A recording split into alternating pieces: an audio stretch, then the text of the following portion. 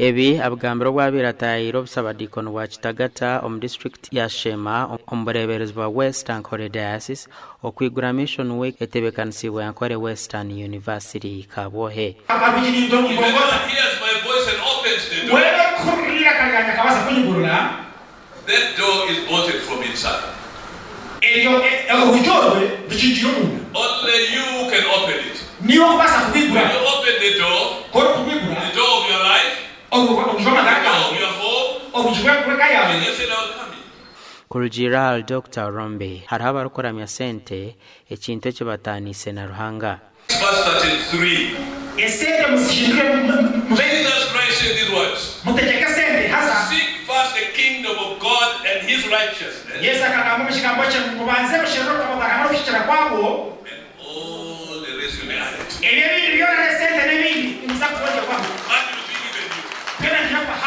Mukuru w'itendekero lya Ankole Western University Dr. Andre Nomjisha ahabwire myeto okwasa amagara gabo Yesu Kristo nkomujunu wabo. Kira munonga bali mu secondary ndakubamanisa future ninungi kira munonga mwahereza amagara ganyu kama kumujunu ara Ankole Western University istukwebeza okuburenjiri kandi murukwisha mwatujoyininga ico cyukure cy'umukwisha kutunga. With education, we cannot go wrong. Education. But education is vines. Education is vacuum is the way to go.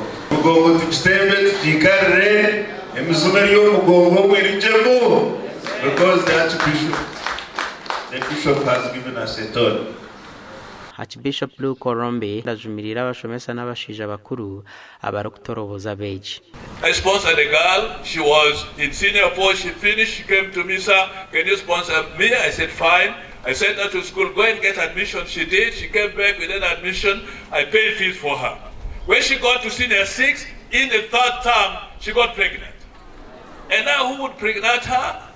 A magistrate grade 1. Omugandi abarkwebembere by'obwegiso mu rurembo rwambarra nebenda bazirokorekeraho muzigo butafaha abana babo bagambire ebi omurukiko rwo kuronda akakiko kasya aha Boma Primary School. So haba mu change omumagarake nibazo twonka ubwo mwana katwa agizireki katwa akuzire, then you can take this child for medical check up.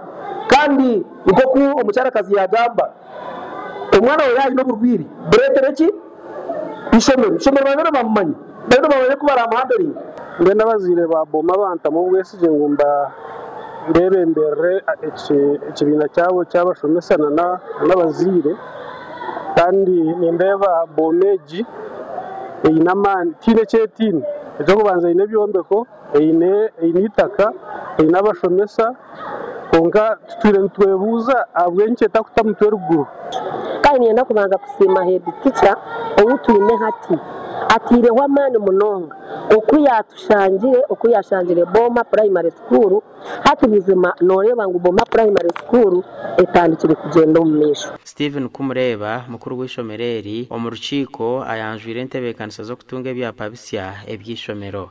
Hati abo kutunga ecyapa cy'ishomero nyina masiko hati turuje abo kube town ne town aruna beninganira nawe no musaveya akagera ngo umugorora gwe town gwitaka ryo mu town ne cyapa tururiyenze ningebe bitom mwene hati to tureze kusecyo waringe byapa byamataka gito nyina masiko tuwaza kora development zone turukwenda.